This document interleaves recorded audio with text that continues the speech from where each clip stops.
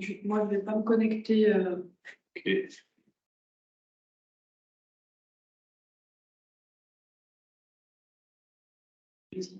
Bien.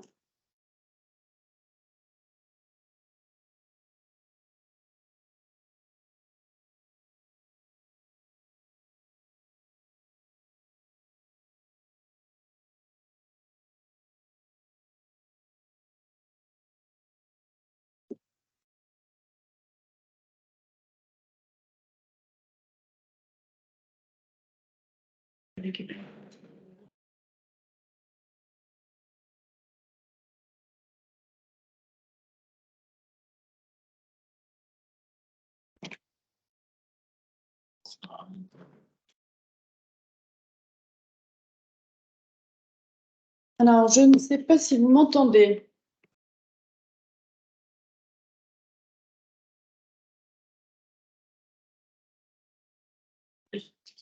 C'est bon? Ok, parfait.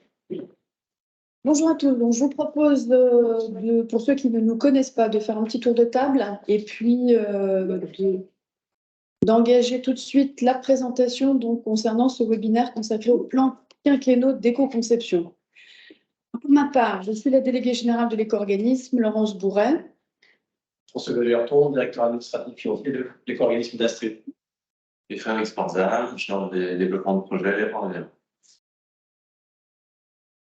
Donc, François va mettre en ligne, donc partager la présentation et on va démarrer donc sur un petit rappel du contexte et des enjeux. Des questions par écrit ou à l'oral à nous arrêter donc pendant la présentation ou à l'issue de la présentation, puisque on vous présentera, enfin en tout cas on vous donnera la possibilité d'échanger à ce moment-là, mais n'hésitez pas à nous couper pendant la présentation.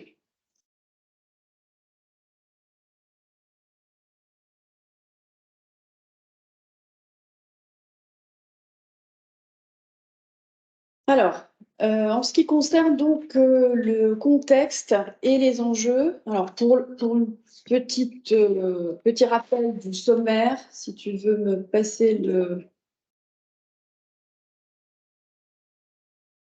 Donc, un petit rappel du contexte des enjeux, un rappel sur les objectifs donc, qui sont fixés à l'éco-organisme en termes de collecte et de recyclage, et puis un petit point sur d'autres obligations qui impliquent les entreprises. Un focus sur les plans quinquennaux, un rappel du calendrier.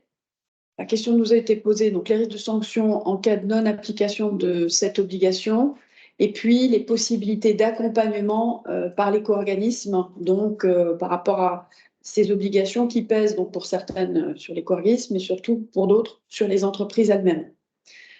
Alors un petit rappel du contexte et des enjeux.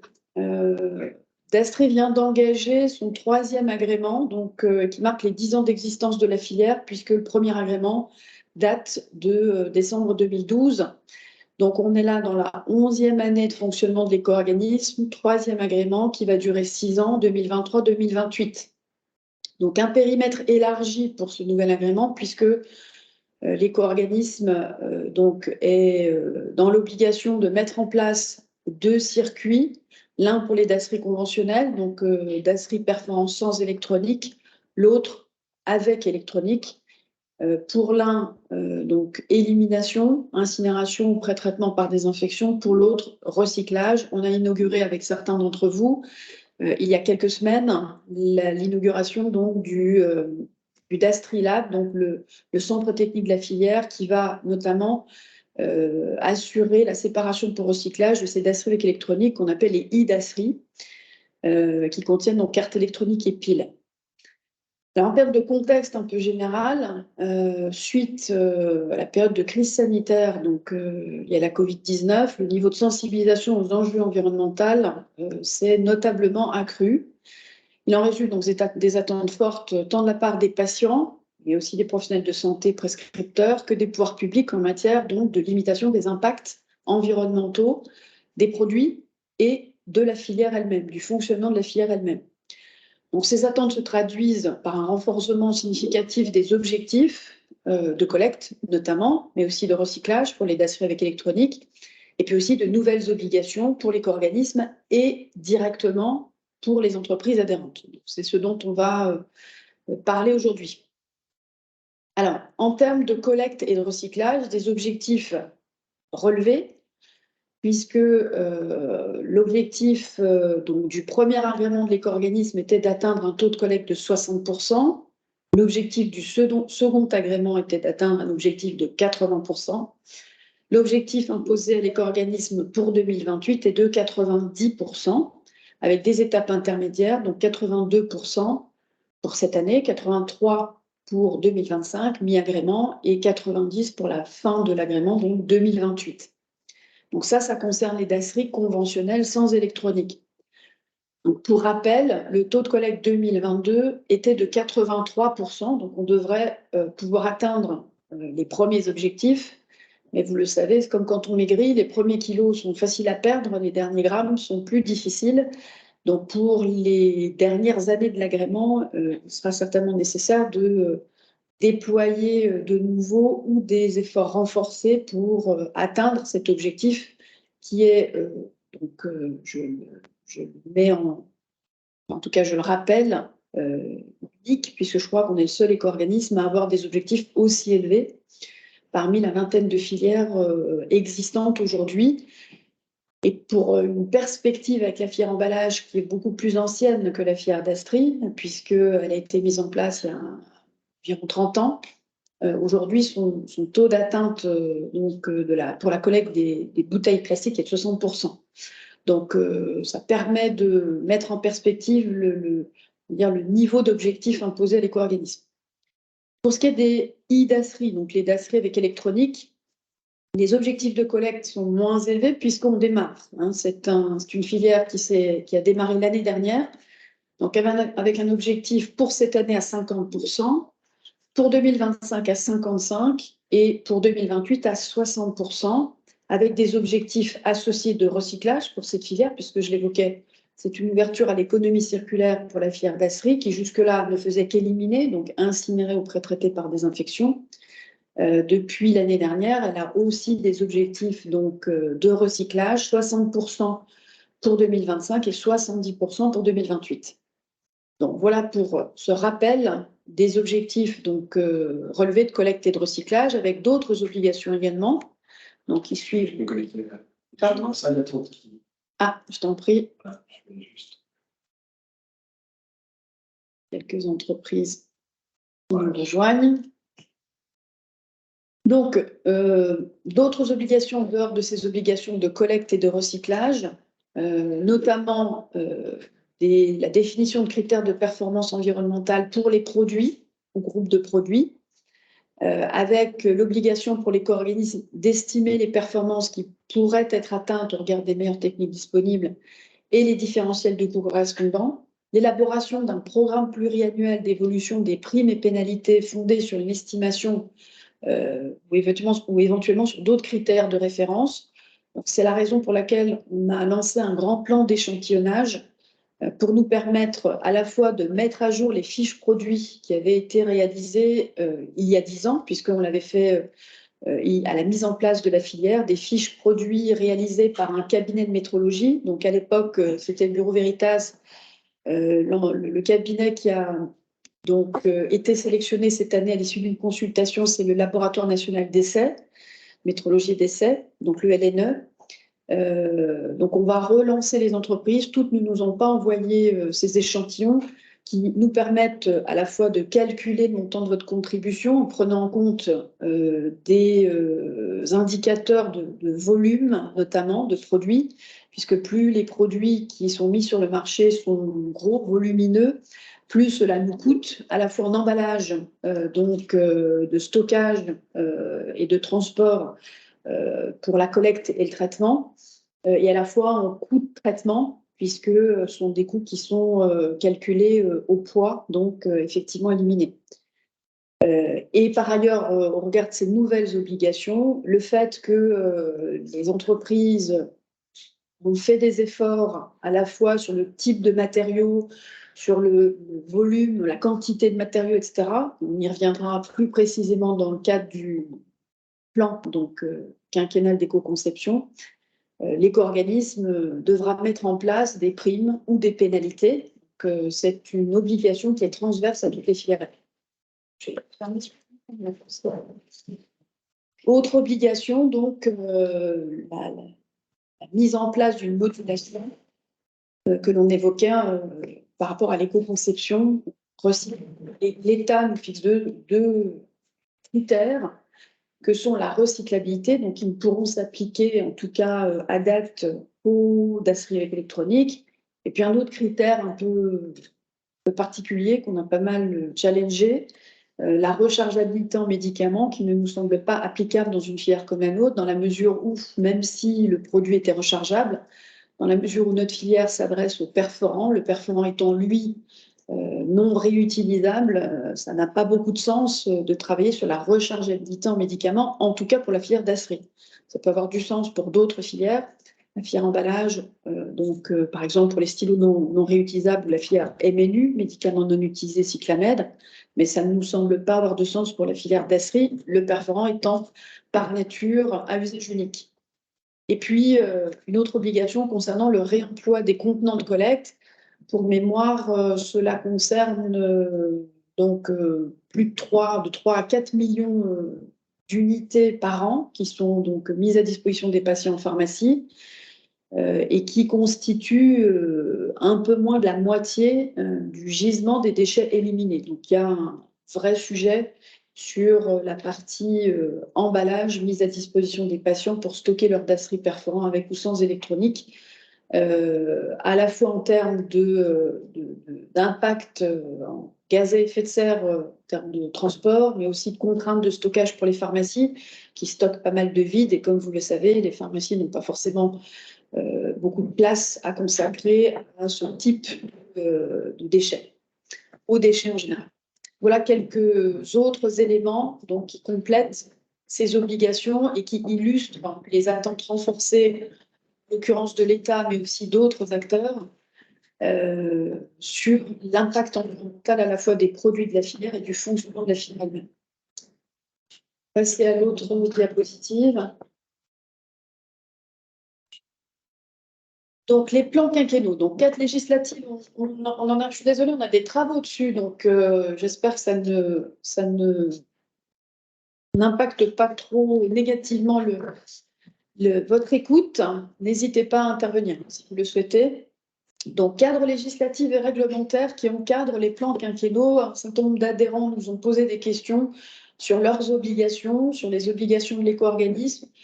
Donc, c'est l'article 72 de la loi AGEC, donc de février 2020, anti-gaspillage pour une économie circulaire, qui a été codifié dans le Code de l'environnement, donc dans la catégorie L 541-10-12, et qui donc fait état de l'obligation pour les producteurs, donc ceux mentionnés à l'article L 541-10-1, et de mettre en œuvre un plan de prévention et d'éco-conception qui a pour objectif de réduire l'usage de ressources non renouvelables, d'accroître l'utilisation de matières recyclées et d'accroître la recyclabilité de ces produits. Donc, plan quinquennal, donc 5 ans, ce qui nous amènera, puisque ça se met en place à partir de 2023, ce qui nous amènera 1 an avant la fin du 3e agrément, 2027. Des obligations aussi pour l'éco-organisme, qui sont, une obligation qui est de consolider les plans individuels et éventuellement communs. On reviendra sur modalités de mise en œuvre de cette obligation qui peut être individuelle ou collective. Donc, consolidation des plans individuels et ou communs, donc pour en faire une synthèse accessible au public après avoir obtenu un avis donc, de l'instance représentative des parties prenantes de la filière, c'est-à-dire le comité des parties prenantes. Certaines entreprises siègent au comité des parties prenantes, ainsi que les représentants de l'écosystème de la filière, patients, pharmaciens, collectivités locales, etc., etc. Donc, pour mémoire, alors juste si tu veux revenir 2 secondes sur pour mémoire, donc les producteurs ont l'obligation donc d'élaborer et de mettre en œuvre un plan, et ils doivent transmettre ce plan à l'éco-organisme qui en fait la synthèse, qui est par ailleurs publié pour être rendu accessible au public et qui doit faire l'objet d'un avis du comité des parties prenantes de la filière. Donc, en complément, donc, pour détailler un peu cette obligation, donc, ce plan est révisé tous les 5 ans. Je l'évoquais tout à l'heure, il peut être individuel ou commun à plusieurs producteurs. Donc, plusieurs producteurs peuvent décider de rédiger un plan pour l'ensemble des entreprises considérées. Alors, pour rappel, Dastri est constitué de plusieurs collèges d'entreprises, le collège des entreprises du médicament, le collège des entreprises du dispositif médical et le collège des entreprises du dispositif médical in vitro. Donc, on pourrait imaginer qu'un plan collectif médicaments ou DM puisse être réalisé à l'initiative des producteurs. Ce sujet avait été évoqué en Assemblée générale et notamment les syndicats professionnels avaient été interpellés sur ces sujets. Il y a un peu plus d'un an et demi, l'EM avait évoqué la possibilité de mettre en place un plan sectoriel, donc qui serait commun à l'ensemble des entreprises du médicament. Le SNITEM, lui, était plutôt parti sur des plans individuels. Au final, en début d'année, donc en Assemblée générale, le LEM a évoqué le fait qu'il ne serait pas dans la possibilité de produire un plan sectoriel. Donc, l'objectif, c'est d'identifier aussi avec vous aujourd'hui quelles seraient les entreprises qui pourraient être en difficulté par rapport à cette obligation ou d'identifier les entreprises qui, elles, sont déjà parties de manière individuelle ou éventuellement collective. Alors, l'autre possibilité, c'est que l'éco-organisme réalise un plan commun à l'ensemble de ses adhérents. Donc, ce n'est pas une obligation, c'est une possibilité. Donc, c'est quelque chose qu'on évoquera aussi ensemble dans le cadre de ce webinaire. Et puis, il comportera un bilan du plan précédent, puisque là, on va cette année produire les premiers plans et la première synthèse. Mais dans 5 ans, le plan sera constitué du bilan du plan précédent. Et ce plan définit les objectifs et les actions de prévention et d'éco-conception donc mises en œuvre par le producteur durant les 5 années du plan. Voilà pour le contenu. Alors, nous avons travaillé à une trame de synthèse des plans consolidés qui est celle-ci. Donc, on a essayé de faire simple en prenant en compte ce que cite spécifiquement la loi, puisque la loi prévoit un certain nombre de critères qui peuvent être utilisés dans le cadre de ces plans. Donc, on a essayé de le simplifier en identifiant 2 périmètres principaux, la partie conception, produit, et la partie fabrication, distribution, fin de vie. Donc, pour la partie conception, on a 2 axes principaux, réduire l'usage de matières, et en particulier de matières dangereuses. Et l'autre axe, c'est l'amélioration de la recyclabilité ou de l'intégration de matières recyclées. Donc ça, c'est un sujet qu'on doit aussi un peu creuser. C'est la notion d'intégration de matières recyclées. Il faut qu'on vérifie que les produits de santé étant pas des produits de grande consommation, vérifier qu'il est effectivement possible d'intégrer de la matière recyclée. Pour illustrer, on a mis près de 10 ans à intégrer de la matière recyclée dans les boîtes pour objets perforants, donc les petites boîtes jaunes qui sont utilisées par les patients pour stocker leurs déchets, parce qu'on avait des contraintes au niveau de la réglementation transport matières dangereuses, donc une réglementation internationale, d'assurer la traçabilité du plastique, de la matière première secondaire qu'on allait injecter dans la fabrication de nos boîtes. Donc, on a mis presque 10 ans à 6-7 ans à trouver des fabricants qui sont en capacité de répondre à cette contrainte forte de pouvoir tracer le plastique, l'origine du plastique recyclé qu'on allait donc injecter dans nos boîtes. Et aujourd'hui, on est capable d'injecter au moins 20%. On est en renouvellement d'appel d'offres. A priori, les entreprises ont pas mal travaillé sur ces sujets, sont en capacité de nous proposer des taux d'introduction de matières recyclées plus élevés, mais jusqu'à présent, on avait réussi à intégrer 20% de matières recyclées dans nos boîtes. Les boîtes étant des emballages quand même plutôt simples. Pour des dispositifs médicaux, des produits beaucoup plus complexes, dont parfois la vie du patient peut dépendre, il est possible, probable que des contraintes encore plus fortes existent. Donc ça, c'est un sujet qu'il nous faudra creuser avant de maintenir éventuellement cet élément d'introduction de matière recyclée. En ce qui concerne les axes du périmètre fabrication, distribution, fin de vie, on a retenu 4 axes principaux. Donc, la réduction des consommations et des rejets liés aux procédés de fabrication et de distribution, le fait de minimiser les chutes et les volumes de production, l'augmentation du recours aux énergies renouvelables, donc en matière de fabrication et de distribution, et puis le fait de favoriser les systèmes collectifs, et là ça concerne spécifiquement la fin de vie, versus les systèmes individuels dans la mesure où mutualisation des impacts est réalisée dans le cadre d'un système collectif. Alors pour détailler un peu plus précisément les pistes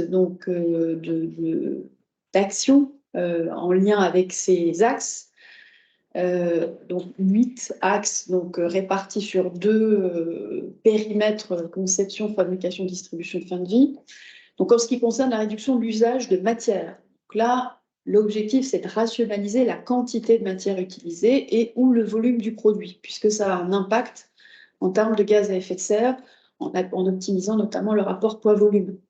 Donc on a constaté sur certains produits des évolutions donc de miniaturisation du produit. Donc typiquement, ce type de piste d'action a déjà été mise en place par certaines entreprises. Ça, ce sont des constats qu'on a réalisés. Donc derrière, on va identifier quelle est la valeur actuelle, la valeur cible, l'échéance, quel moment on aura atteint donc la valeur cible, et puis on a rajouté une colonne impact, puisqu'on avait travaillé avec d'ailleurs c'est une action qui avait été engagée par le LEM, une société qui s'appelle Goodwill, je pense que certains ont dû participer d'entre vous, ont dû participer à ces travaux. On avait essayé de travailler avec cette société également à définir les impacts de la filière, des impacts positifs qui pouvaient aller au-delà de remplir une obligation réglementaire. Et donc, on s'est dit que ça pourrait être intéressant de travailler aussi vis-à-vis de l'État, travailler sur la notion d'impact qui peut être directe. Diminution du poids d'un produit va avoir un impact en termes de réduction de la quantité de matière, mais pourra avoir des impacts secondaires positifs. Je pense notamment à la deuxième piste qui concerne plutôt la troisième piste qui concerne le remplacement de matériaux ou de composants présentant une caractéristique de danger. On a aujourd'hui beaucoup de problèmes avec des départs de feu sur des installations de traitement avec la présence intempestive de piles lithium, dans la mesure où on pourrait remplacer un dispositif médical avec électronique, remplacer des piles lithium par des piles alcalines ou des piles oxyde d'argent. Ça pourrait avoir un impact secondaire sur justement ces problématiques de départ de feu dans ces installations et des risques engendrés. Donc, il nous semblait intéressant de travailler aussi de manière plus largement sur les impacts directs et indirects de ces actions engagées et de l'atteinte de certaines cibles fixées dans le cadre de ces plans. Deuxième piste, augmenter la part de matières renouvelables, mieux disantes sur le plan environnemental. Je n'ai pas d'exemple, mais on a travaillé, on le complétera, on a travaillé avec les écoles d'ingénieurs notamment au remplacement de certains matériaux plastiques par d'autres types de matériaux renouvelables. J'ai plus en tête notre responsable du DSLA ne peut pas participer aujourd'hui, mais c'est des choses qu'on complétera, puisqu'il y a potentiellement la possibilité de remplacer certains, en particulier le plastique, par d'autres matériaux renouvelables présentant les mêmes caractéristiques techniques. On a parlé du caractère donc, de danger. Ça fait partie aussi, ces plans sont intitulés plans de prévention et d'éco-conception. La prévention concerne la quantité, mais aussi la dangerosité. Donc un caractère de danger qui doit aussi pouvoir être réduit, voire supprimé dans le cadre de ces plans. En ce qui concerne les pistes du second axe principal, donc recyclabilité ou intégration de matières recyclées, une piste d'augmentation de la part de matières recyclées avec le bémol que j'ai évoqué tout à l'heure.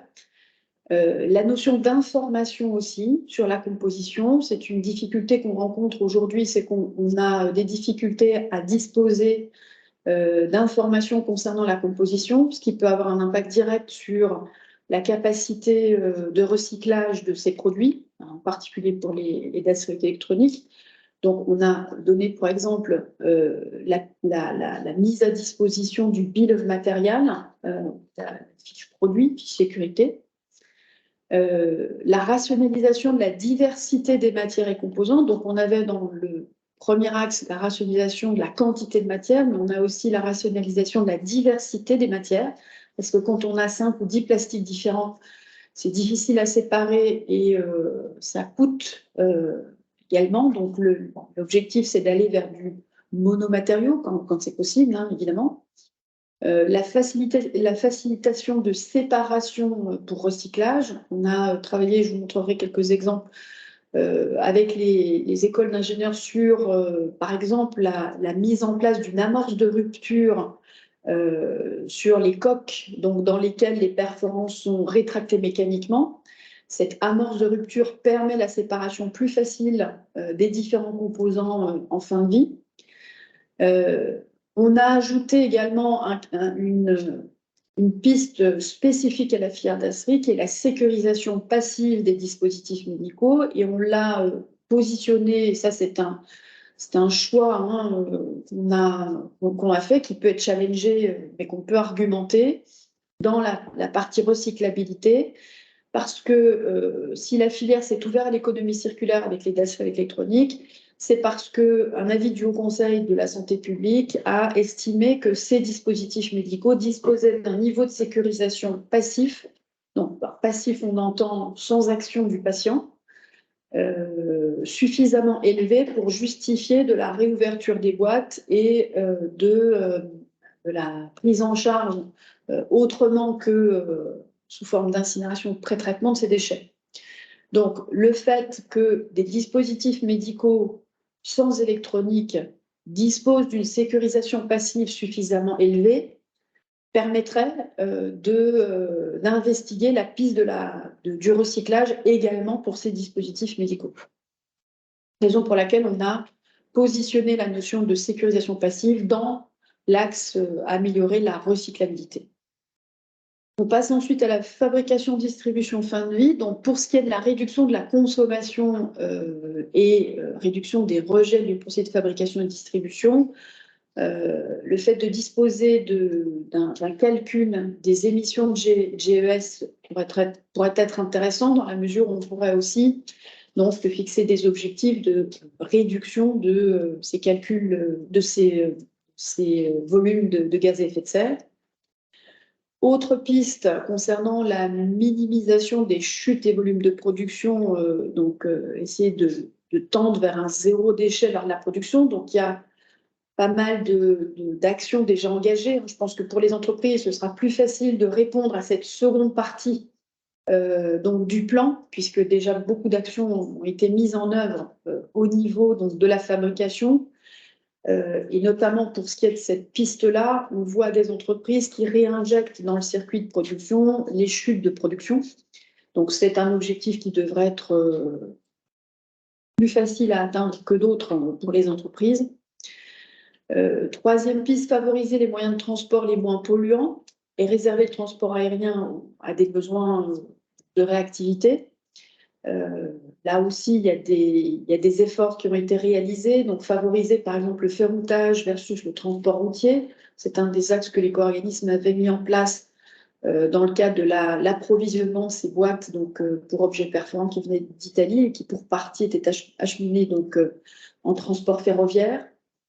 Et puis dernière piste concernant la fin de vie, l'adhésion à un éco-organisme versus la mise en place d'un système individuel qui évidemment a un impact aussi en termes de production de GS et de mutualisation donc des impacts environnementaux de cette partie fin de vie.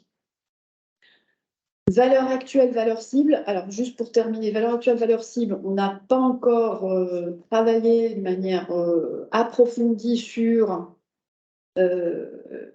cette notion de valeur. Donc, c'est quelque chose qu'on va aussi affiner. Est-ce qu'on sera en pourcentage? Est-ce qu'on sera en tonnes de matière? Donc, tout ça, il faut qu'on l'affine un peu. Ça sera vraisemblablement un mix parce que certains indicateurs unités de mesure pourront s'appliquer à certaines pistes, d'autres pas. Donc, c'est des choses qu'on va aussi creuser pour vous les proposer. Et puis, je l'ai évoqué sur les impacts, on a aussi un travail à faire d'identification d'impacts indirects qui pourraient être liés donc, à l'atteinte d'une valeur cible sur une piste par exemple, d'amélioration, d'éco-conception ou une des pistes liées à la fabrication et à la distribution à la fin de vie. Alors, on a précisé quand même que sur la rationalisation de quantité ou la substitution de matière, il faudra donc pouvoir fournir des standards reconnus qui démontrent l'impact positif de la matière choisie, parce que si c'est pour remplacer par une matière dont l'impact est moins intéressant, ça n'a pas de sens, donc il faudra pouvoir l'argumenter. Et puis, pour ce qui est des caractères de danger, s'appuyer sur la liste donc, des HP du catalogue européen des déchets pour avoir aussi quelque chose, on va dire, de robuste en termes de référence.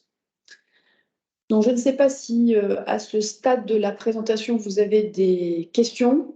Donc, n'hésitez pas à prendre la parole et à m'interrompre. Dans l'attente, on va continuer donc sur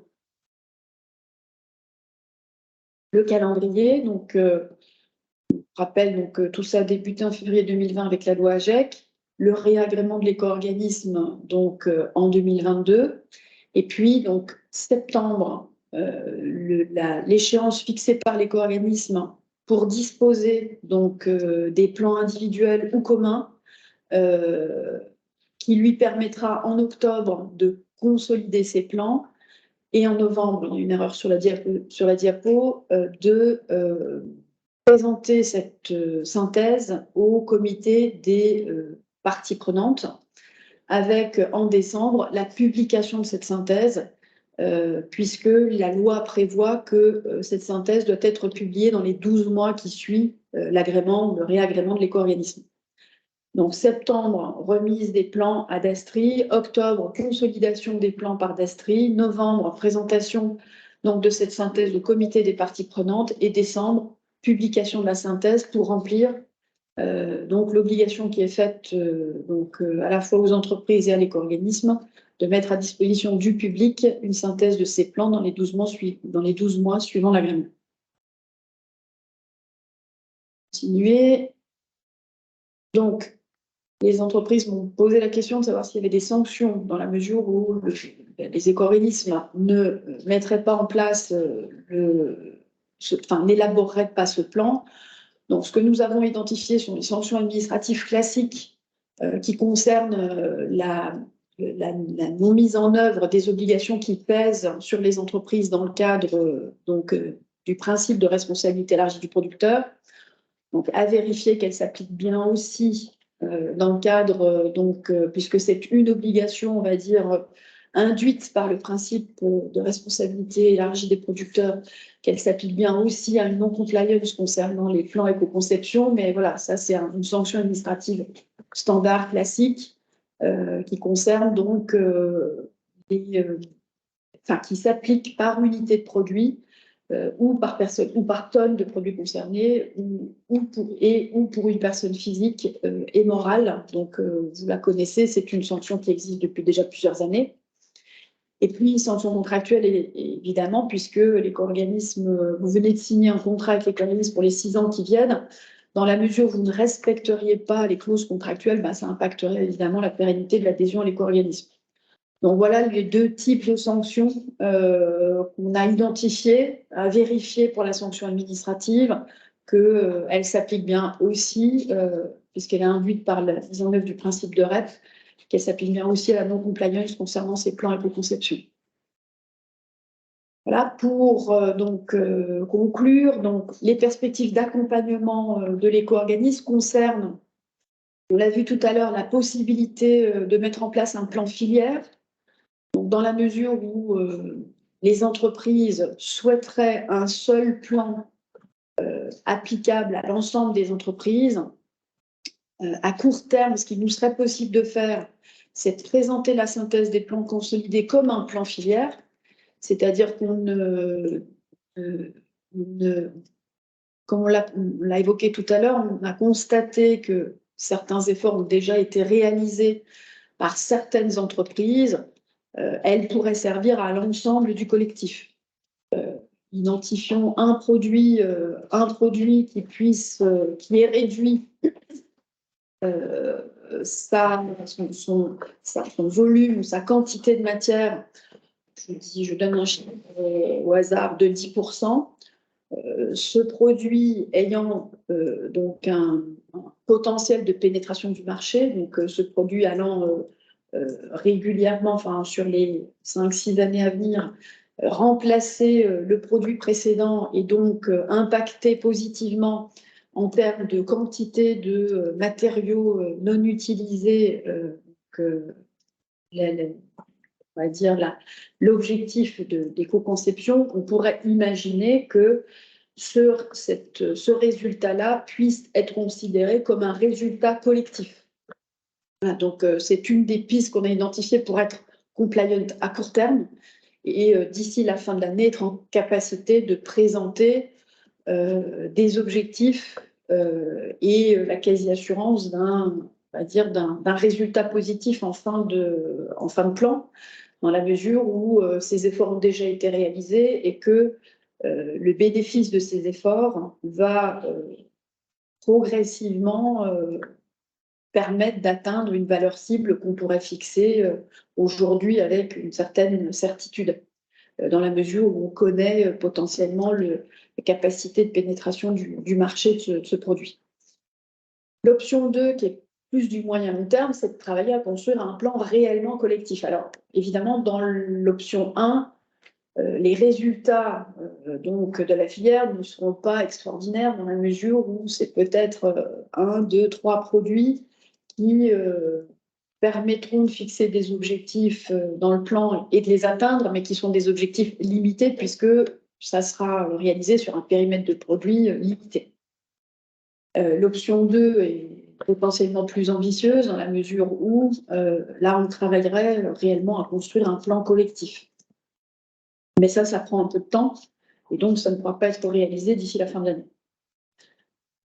Autre possibilité, le plan individuel, donc accompagnement à la rédaction par l'éco-organisme de la rédaction du plan individuel. Donc c'est la raison pour laquelle j'ai invité aujourd'hui également l'entreprise Deloitte, que vous connaissez pour nous avoir accompagnés en période de réagrément.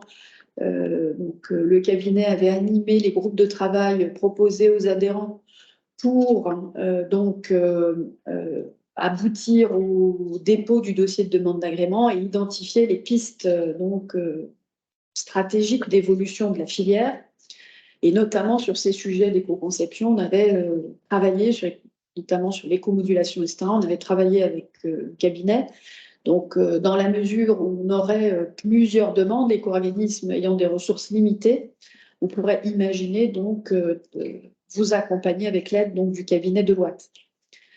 Donc, ça permettrait de vous aider à sélectionner les produits. Donc, on a commencé à réfléchir à qu'est-ce qu'il pourrait être argumenté pour identifier un produit. Ça peut être un produit qui représente un pourcentage significatif du portefeuille de l'entreprise. Ça peut être un produit qui a un fort potentiel de développement ou un produit qui a un fort impact environnemental. Donc, premier axe de travail. Il y a une question de Madame Dantin. Oui, je t'en prie, vas-y. Elle a levé la main ou elle a posé la question? Alors, Madame Dantin, allez-y, je vous en prie, n'hésitez pas à poser votre question pour la société.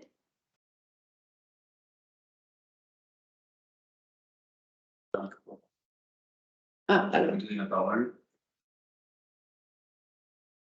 Voilà. Normalement, vous pouvez vous exprimer. Oui, bonjour, vous m'entendez? Attendez. Allô?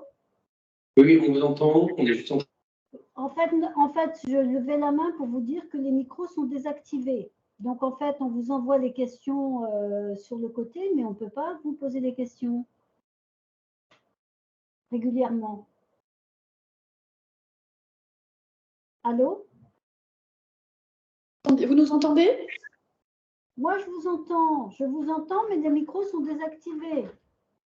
Alors là, normalement, ils ne le sont plus puisque vous pouvez nous parler. Donc, François-Xavier les a réactivés. Et Moi, du coup, on va prendre.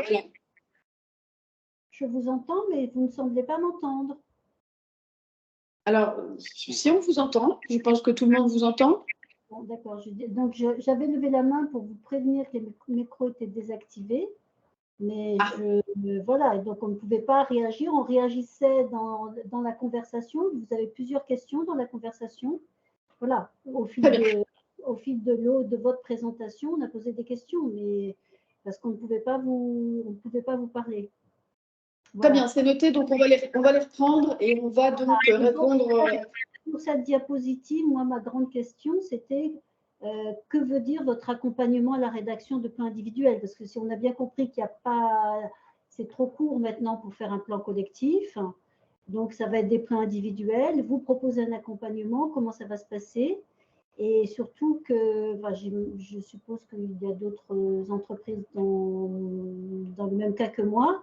Nous avons aussi de plans à faire avec Adelph, qui est aussi un plan individuel. Donc, ça fait plusieurs plans à écrire. Est-ce qu'il y a la possibilité de coupler les deux? Voilà. Très bien. Écoutez, j'étais en train de décrire les modalités d'accompagnement. Donc, si tu veux revenir à la présentation. Donc, dans les modalités d'accompagnement, alors d'abord, je reviens quand même sur un point que vous avez évoqué. Il n'est pas trop tard pour faire un plan filière dans la mesure où, comme je l'ai évoqué, on pourrait s'appuyer sur le travail réalisé par une ou plusieurs entreprises pour le transformer en plan collectif. C'est-à-dire qu'on pourrait estimer que sur la base des efforts réalisés par une entreprise sur un produit, on fixe une valeur actuelle, une valeur cible et une échéance avec la pénétration de ce produit sur les 4-5 prochaines années, comme l'objectif de la filière. Je l'ai évoqué, ça serait certainement considéré comme peu ambitieux par les pouvoirs publics, mais ça nous permettrait pour le moins d'être compliant par rapport à cette obligation, puisqu'aujourd'hui, on n'a pas d'objectif fixé, comme c'est le cas par exemple pour l'éco-organisme, il n'y a pas d'objectif fixé aux entreprises de résultats.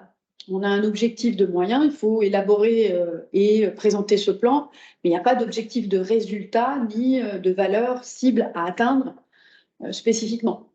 Donc, on pourrait tout à fait faire un plan filière d'ici la fin de l'année sur la base des efforts réalisés par quelques entreprises.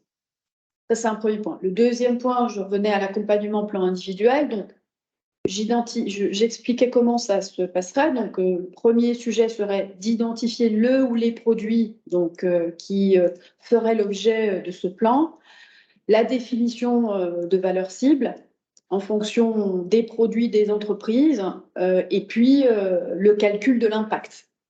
Donc, très concrètement, ça impliquerait d'une part de solliciter l'éco-organisme et d'autre part de définir avec chaque entreprise un programme de travail et un calendrier de travail d'ici donc au mois de septembre puisqu'on a fixé la remise des plans individuels à fin septembre pour permettre à l'éco-organisme de remplir ses propres obligations, c'est-à-dire la consolidation, le passage en comité des parties prenantes et la publication.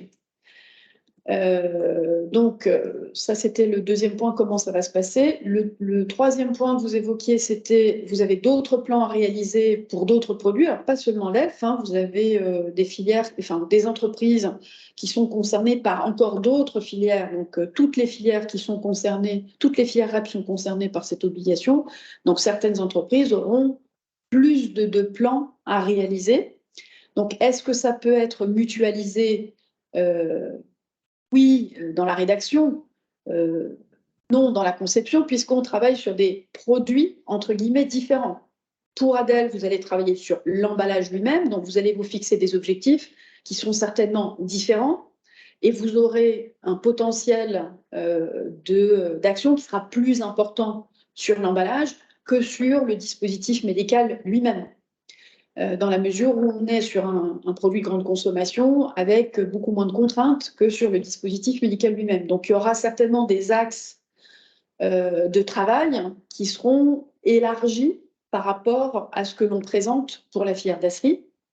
Et puis, il y aura des sujets spécifiques qui apparaissent, je l'ai évoqué dans la présentation du plan, qui apparaissent donc comme par exemple la sécurisation du perforant, que vous ne trouverez pas dans d'autres plans qui sont spécifiques à la filière DASRI perforant.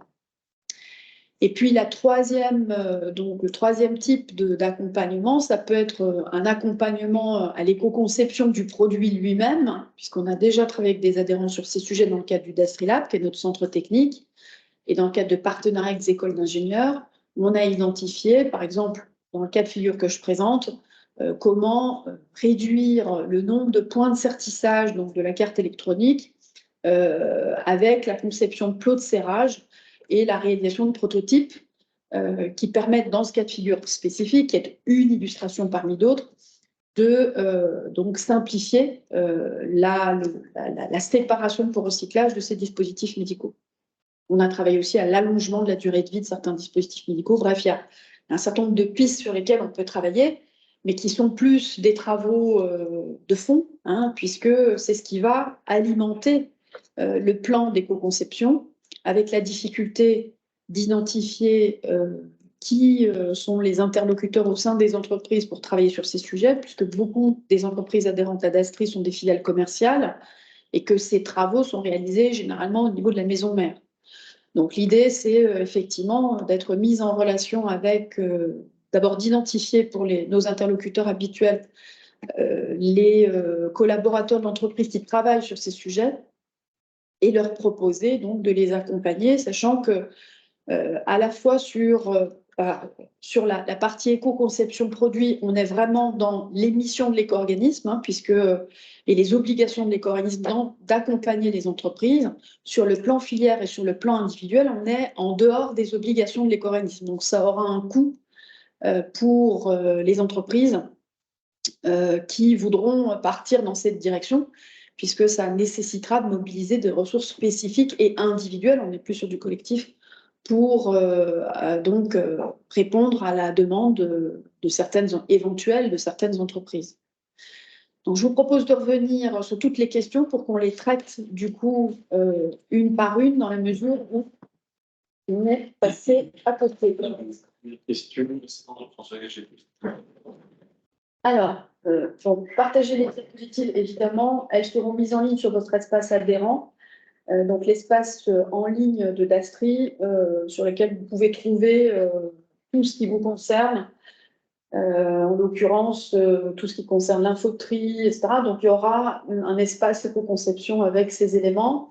À qui s'applique l'obligation? Donc à tous les producteurs de produits soumis au principe de responsabilité élargie des producteurs. Donc ça veut dire bien sûr tous les adhérents donc des éco-organismes et les systèmes individuels mis en place.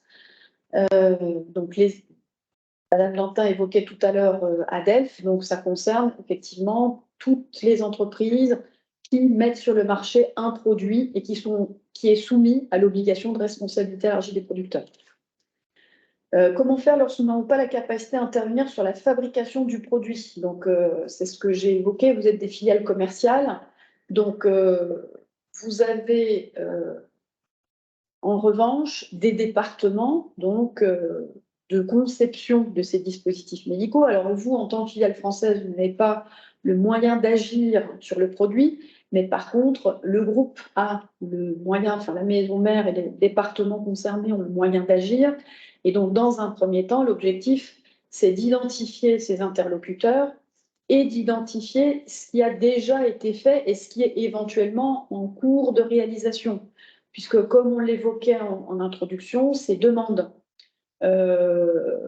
ces attentes ne sont pas des attentes franco-françaises. Ces attentes de limitation de l'impact environnemental des produits de santé en général sont des attentes qui sont transnationales.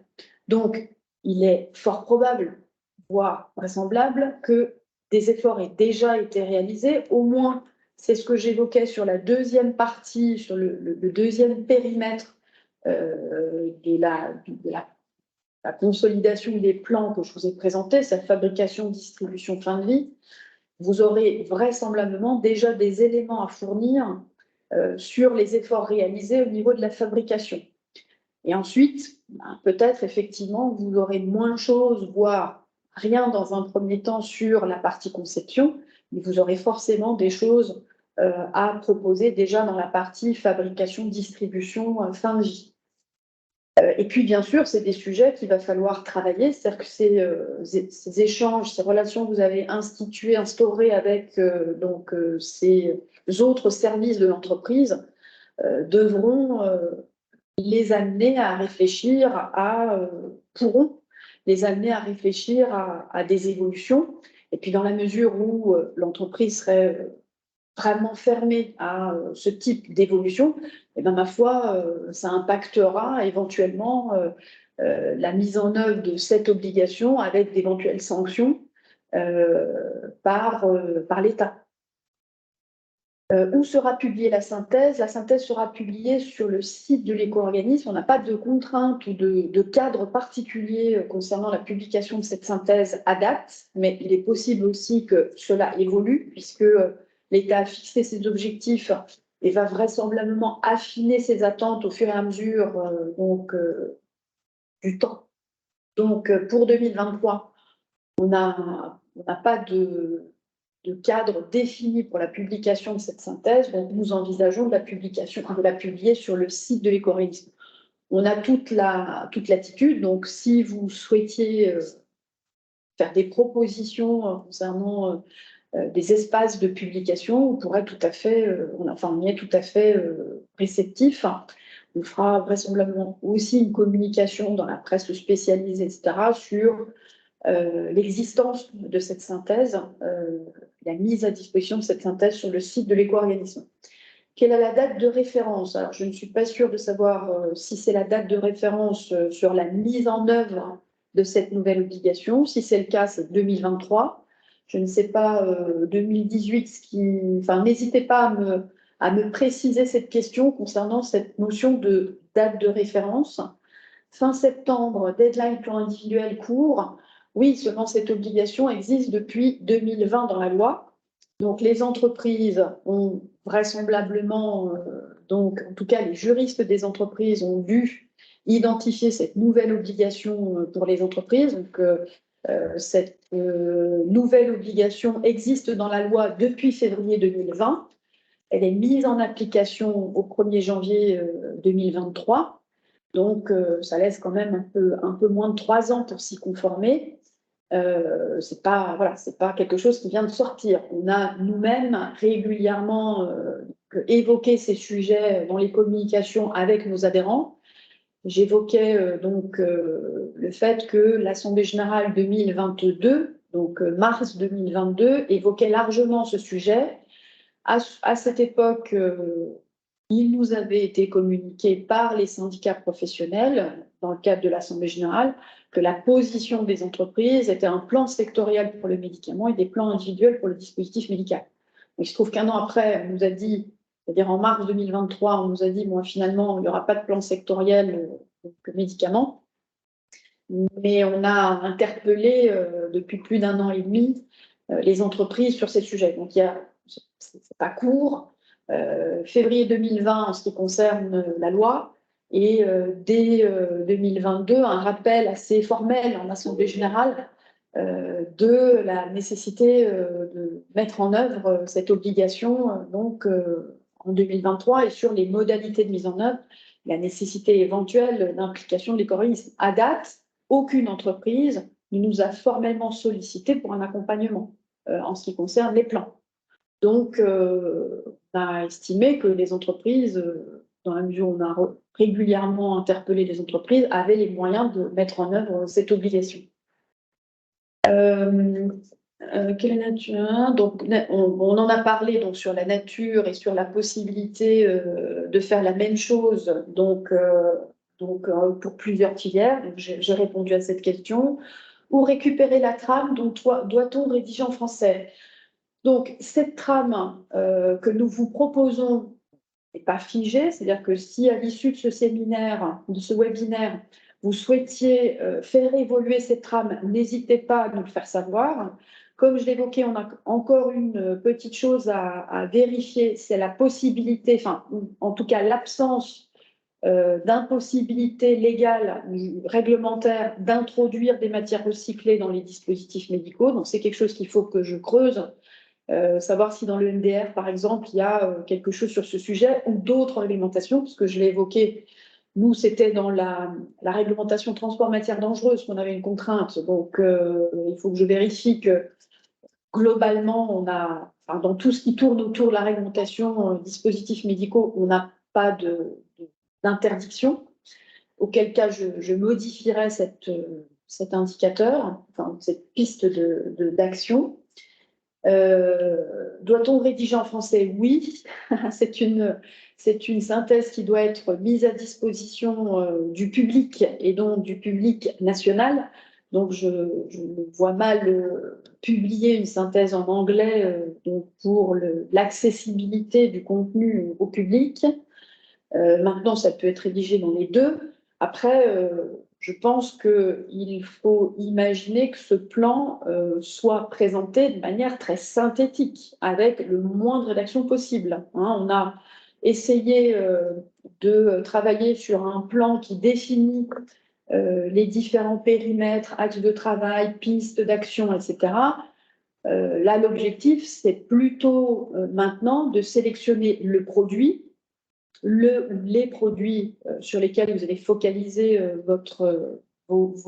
les actions engagées, et les valeurs avec les échéances. Donc pour moi, il n'y a pas beaucoup de rédaction. On est plutôt sur saisir des données, un peu comme ce que vous avez l'habitude de faire dans le cadre de la déclaration de vos mises en marché. Et d'ailleurs, j'en profite pour faire une parenthèse. Nous allons imaginer peut-être intégrer ces objectifs d'élaboration d'un plan d'éco-conception à la plateforme de déclaration.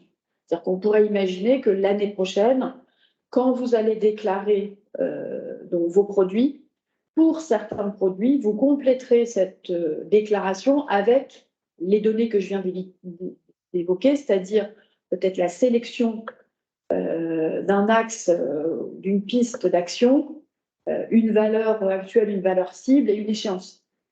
Ce qui permettrait de simplifier le travail des entreprises sur ce sujet. Donc, on est en train d'y réfléchir. Il est possible que dès l'année prochaine, vous ayez la possibilité de compléter les déclarations de mise en marché pour les seuls produits sur lesquels vous voulez faire des efforts en termes d'éco-conception, de prévention et d'éco-conception, ajouter quelques données qui permettront d'automatiser finalement votre plan, et pour l'éco-organisme, la synthèse. Donc PEE par produit, quid d'un produit qui sera arrêté dans les 5 ans? Alors, j'ai déjà plus ou moins évoqué, on est d'accord que vous n'allez pas forcément, sauf si vous le souhaitez, introduire des actions sur tout votre portefeuille produit. L'idée, c'est que vous sélectionniez au moins un produit sur lequel vous envisagez d'engager des actions pour la partie, donc pour l'axe périmètre conception. Pour remplir vos obligations, il me semble donc nécessaire d'avoir au moins un produit, et après vous pouvez en avoir autant que vous voulez si l'entreprise est très engagée et tout son portefeuille produit est donc susceptible de se voir affecter des valeurs cibles en termes de pas de problème, mais je pense que pour être compliant au moins cette année, essayer d'identifier au moins un produit sur lequel l'entreprise a ou va faire des efforts. Donc, si le produit est arrêté donc avant la fin du plan quinquennal, ben, soit c'est un autre produit que vous choisissez, soit vous choisissez celui-ci, parce que dans tous les cas, pendant la période où le produit sera encore commercialisé, s'il y a des évolutions positives à faire valoir dans le cadre de votre plan, ça ne pose pas de difficulté particulière. Dans tous les cas, pendant le temps où il aura été commercial, il aura eu un impact positif en termes de réduction donc de l'impact environnemental, de son impact environnemental.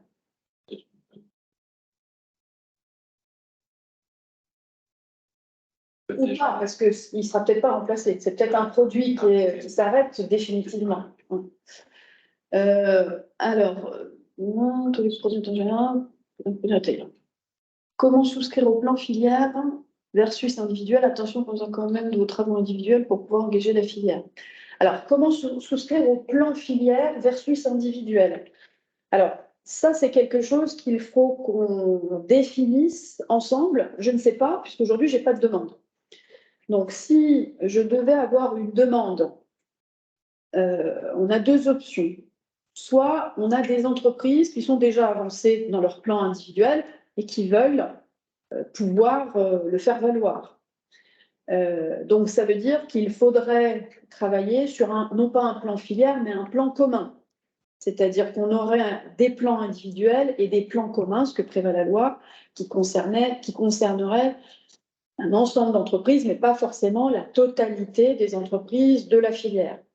Ça, c'est une option. Pour ce qui est du plan filière, ça veut dire que les entreprises qui auraient rédigé des plans individuels accepteraient que, sur la base de la consolidation de ces plans, on fasse valoir que celui-ci n'est pas une synthèse, mais bien le plan de la filière. Donc ça va dépendre. Aujourd'hui, je n'ai pas de retour individuel des entreprises, ni sur un besoin d'accompagnement individuel, ni sur un plan commun, ni sur un plan filière. Donc, c'est des choses qu'on va devoir affiner ensemble à l'issue de ce webinaire. Le webinaire avait pour objectif à la fois de répondre aux questions qui nous étaient posées de manière individuelle par les entreprises, pour que toutes aient le même niveau d'information, et en même temps soit le début de la suite, c'est-à-dire est-ce qu'il y a effectivement des demandes d'accompagnement à des plans individuels, d'accompagnement à des plans communs, ou une demande collective d'un plan filière.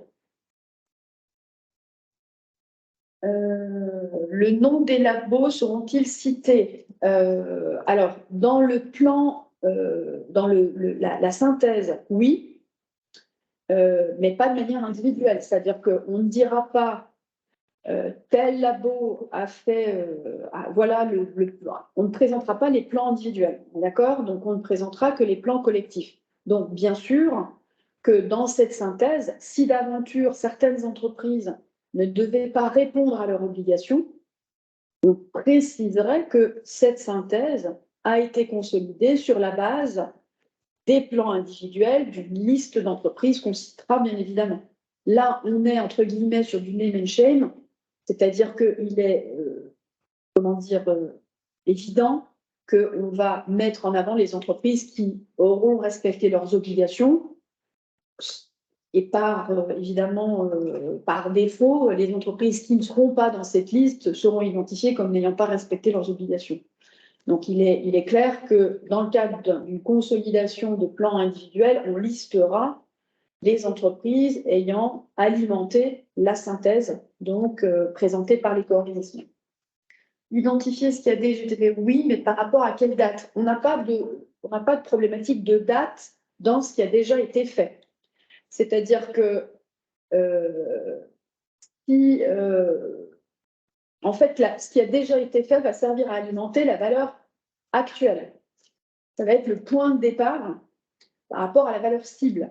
Parce qu'évidemment, ce qui a déjà été fait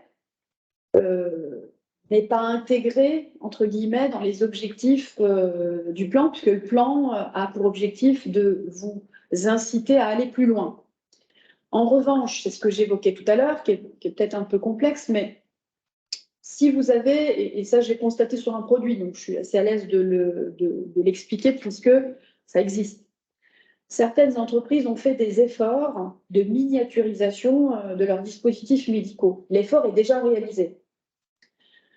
Comme ce sont des produits qui n'évoluent pas comme les produits de grande consommation à une fréquence très élevée. Je ne sais pas combien de temps il faut en moyenne pour faire évoluer un DN, mais plusieurs années. Donc on peut imaginer de partir du constat que ce produit a réduit donc sa composition, sa quantité de matière de X%, et que ce soit dans le plan, sa progression en termes de pénétration du marché qui permettent de définir la valeur cible. Je m'explique pour essayer d'être concrète. Un produit version 3 qui fait 10% de moins en termes de quantité de matière va progressivement remplacer les versions 2, les versions 1 qui sont encore sur le marché mais qui progressivement vont disparaître. Donc petit à petit, ce produit va concerner de plus en plus de patients puisque de plus en plus de patients vont remplacer la nouvelle version plus vertueuse, moins impactante par la version précédente. Donc typiquement, on pourrait imaginer se dire la version 3 qui permet d'éviter X quantité de plastique, par exemple, va représenter X kilos en 2023, X kilos en 2025, X kilos en 2028. Et donc, on aura là un objectif de progression qui sera en fait une progression induite par un effort déjà réalisé avant la mise en œuvre de cette obligation, mais qui permettra quand même de démontrer un effort, enfin un impact réel pendant toute la durée du plan. Et puis ça pourra s'arrêter en 2025 parce qu'en 2025, on aura pénétré la totalité du marché des versions précédentes du produit. Donc on n'est pas obligé d'avoir un objectif chaque année du plan. C'est pour ça qu'on a mis une échéance et non pas une année du plan, parce qu'on peut avoir une échéance à 2025 et rien d'autre pour la fin du plan, ou une échéance qui est beaucoup plus courte à 2023, ou au contraire, effectivement, à la fin du plan, parce qu'on sait qu'on va avoir des évolutions pendant les 5 années qui viennent. Les médicaments qui génèrent des DASRI lors de leur auto-administration, mais n'en contiennent pas, sont-ils concernés? Je ne suis pas sûre de comprendre qui génèrent des DASRI lors de leur auto-administration, mais n'en contiennent pas. Est-ce que vous voulez dire que après l'auto-administration, il n'y a plus de médicaments? Est-ce qu'ils sont concernés? Si j'ai bien compris la question, là, sur la filière DASRI, on est sur du dispositif médical au sens réel, c'est-à-dire que juridiquement, certains dispositifs médicaux peuvent être considérés comme des médicaments, puisqu'ils sont pré-remplis d'une molécule. Pour ce qui est de l'éco-organisme, nous, on ne considère que l'objet, entre guillemets, donc l'équipement, le matériel.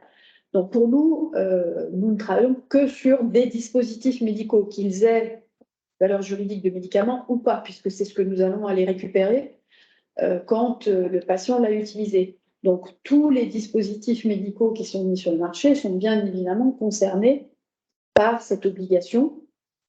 Comme je l'évoquais, donc ce sont, cette question précédente, ce sont les produits soumis à REP, qui donc responsabilité élargie du producteur, qui sont concernés par cette obligation. Peut-on mettre à jour le plan en cours de période de 5 ans? Oui, c'est même à faire annuellement. Alors, je ne suis pas sûre qu'on soit obligé de le faire annuellement. Oui, bien sûr, on peut le modifier. parce que ça a du sens dans la mesure où on aurait de nouvelles choses à apporter, ça a du sens de l'intégrer.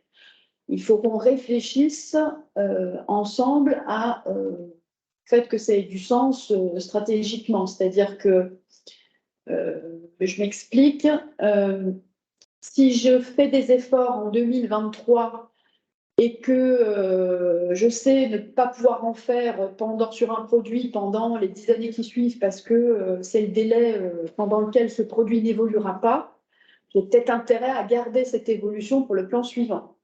Donc, à réfléchir stratégiquement au cas par cas, dans la mesure où on a quand même des délais d'évolution des produits qui sont beaucoup plus longs que beaucoup d'autres produits soumis à REP, qui sont des produits de grande consommation.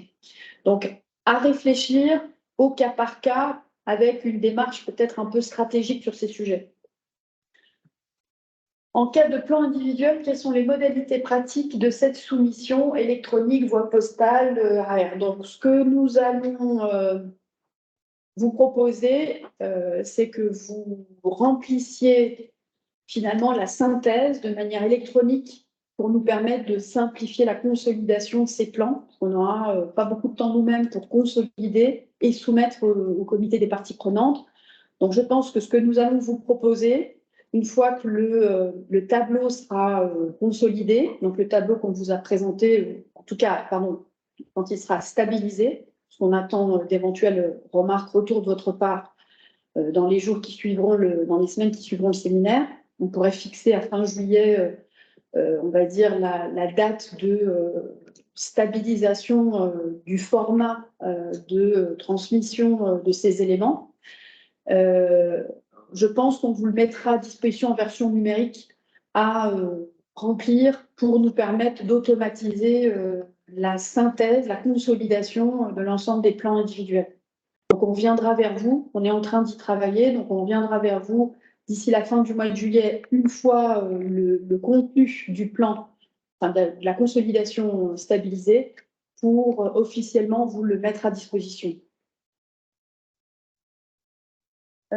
Nous avons dans notre déclaration des médicaments ne contenant pas de DM, qui nécessitent des DM.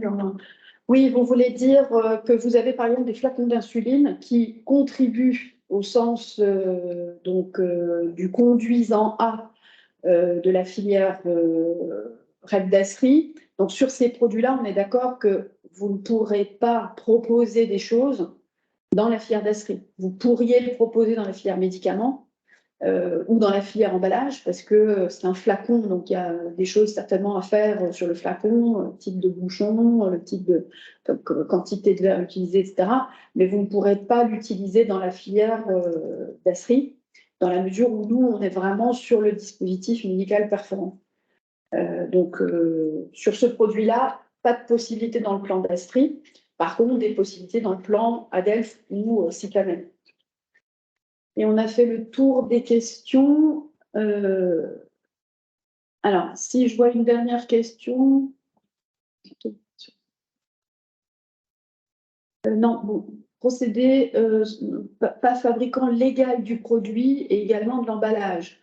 Donc, quand vous dites que vous n'êtes pas fabricant légal, vous êtes importateur ou vous êtes juste metteur sur le marché? Parce que là, l'obligation s'applique à tous les metteurs en marché, producteurs au sens metteur en marché. Donc, vous n'avez pas forcément besoin d'être le fabricant du produit pour être soumis à cette obligation. Alors, évidemment, vous avez moins de marge puisque vous n'êtes pas le producteur, vous êtes peut-être l'importateur. Si vous êtes l'importateur du produit, vous êtes soumis à cette obligation, mais vous avez moins de potentiel d'action que le fabricant lui-même. Par contre, ce sera à vous, dans les relations avec avec le fabricant, d'obtenir ces informations et de demander importateur et distributeur. OK. Donc, dans ce cadre-là, vous avez effectivement beaucoup moins de marge de manœuvre, mais vous êtes quand même soumis à cette obligation puisque vous êtes le metteur en marché au sens de la loi, donc le producteur au sens de la REP. Donc, vous avez les mêmes obligations, mais moins de marge de manœuvre, effectivement. Donc, il va falloir aller identifier auprès du fabricant les informations dont vous avez besoin pour remplir ce plan. Là, est-ce qu'il y a d'autres questions? On a fait le tour. Donc, n'hésitez pas à revenir vers nous à l'issue de ce webinaire individuellement pour faire état d'éventuelles demandes d'évolution du cadre qu'on vous a proposé aujourd'hui. Et donc, on vous mettra à disposition les diapos sur votre espace en ligne et nous vous... on a une nouvelle question. Quelles sont les prochaines étapes afin de définir si un plan collectif est une option retenue?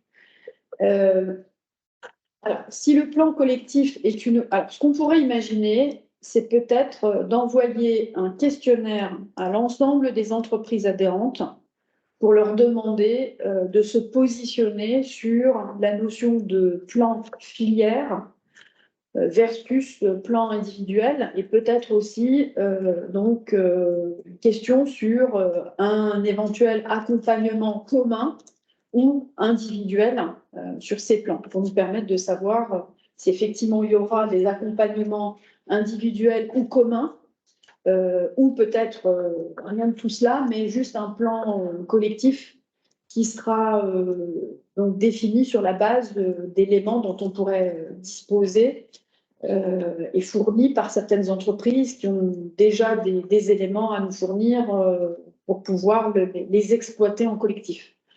Donc, je pense qu'on pourrait partir là-dessus. Donc, on va travailler un questionnaire très simple qui sera envoyé donc à l'ensemble de nos référents donc au sein des entreprises adhérentes et qui devront y répondre au plus tard donc fin juillet pour nous permettre short, ouais, c'est sûr, ça fait short, mais d'un autre côté, si on doit les accompagner ou mettre en place, ça veut dire qu'il faut qu'on le fasse, on aura septembre-octobre, quoi. Ok, donc on part là-dessus, on se dit fin juillet pour les réponses. Nous, on va y travailler et l'envoyer dès la semaine prochaine. C'est surtout pour que les entreprises puissent se positionner et aillent demander, peut-être si vous n'êtes pas décisionnaire, que vous ayez le temps d'obtenir, comme on commence à être en période de congé, vous ayez le temps d'obtenir une réponse formelle de celui ou de celle qui est décisionnaire sur le sujet. Donc, questionnaire, prochaines étapes. Questionnaire la semaine prochaine, réponse au plus tard fin juillet pour savoir dans quelle direction on part. Et ensuite, il faut avoir en tête que septembre-octobre, très tendu pour pouvoir permettre d'aboutir et en novembre de présenter au comité des parties prenantes soit le plan filière, soit une consolidation des plans individuels ou individuels et communs. Voilà. Donc, ça va être un peu tendu. Mais on fera tout ce qu'on pourra pour vous accompagner sur ces sujets. Donc, dans ce cas, serez-vous prêt fin juillet pour une trame individuelle? Alors, je vais être très claire, hein, la trame individuelle sera la trame collective. C'est-à-dire, c'est la trame qu'on a présentée là qui servira de trame individuelle, hein, puisqu'on va demander à chaque entreprise de rentrer dans ce cadre pour nous permettre de consolider. Donc, dans tous les cas, ce sera cette trame-là qui sera la trame individuelle. Après, on choisira, hein, on est d'accord, on choisira certains produits, pas tous, peut-être un seul, et on choisira certains indicateurs, pas forcément tous non plus. Hein. On ne va pas se fixer des objectifs sur toutes les pistes qu'on a identifiées dans le cadre du cadre consolidé. On en choisira aussi une ou plusieurs pour atteindre, pour remplir l'obligation qui nous est faite de faire un plan. On n'a aujourd'hui pas d'objectif ni de performance, ni de périmètre. Donc, je vérifie, mais dans la loi, il y a des axes donc, qui sont définis, mais qui ne sont pas imposés. Hein. On ne nous dit pas, faut... OK. Donc, on choisira un ou plusieurs produits, un ou plusieurs périmètres, axes, pistes, actions. Voilà. Est-ce qu'on a d'autres questions? Alors, donc, prochaine étape, le questionnaire. le plus tôt pour ceux qui auront besoin d'un accompagnement individuel, le plus tôt vous nous répondez, mieux c'est, parce qu'on aura un peu plus de temps. Et l'étape d'après, c'est la transmission des plans individuels ou communs ou la rédaction d'un plan en filière. Plan filière octobre, plan individuel septembre. Et donc, comme on l'a évoqué tout à l'heure, présentation au comité des parties prenantes en novembre et publication en décembre. Voilà. Donc, n'hésitez pas à revenir vers nous, et vers moi en particulier, parce qu'on va être en période de congé. Donc, n'hésitez pas à revenir vers moi spécifiquement sur ces sujets-là. Et puis, on verra en interne comment on appréhende le sujet, interne et externe. Comme je l'ai évoqué, j'ai demandé au cabinet de loi d'être présent aujourd'hui pour venir en renfort dans la mesure où on aurait plusieurs demandes de plans individuels, d'accompagnement de plans individuels, voire communs. Voilà. Merci beaucoup, très bonne fin de journée et à très bientôt.